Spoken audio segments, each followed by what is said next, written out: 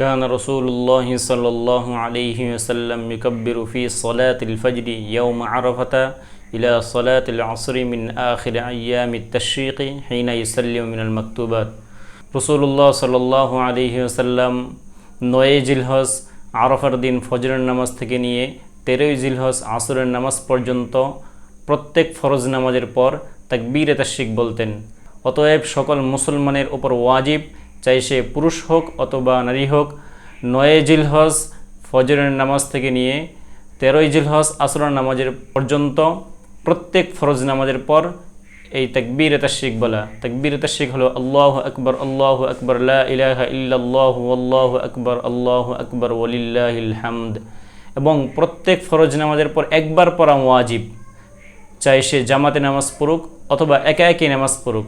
তবে মহিলারা নিচু আওয়াজে আর পুরুষেরা উঁচু আওয়াজে তাকবীরে তাশরিক বলবে। আল্লাহ পাক রব্বুল আলামিন আমাদেরকে বিষয়টি সঠিকভাবে বোঝার তৌফিক দান করুক। আমিন।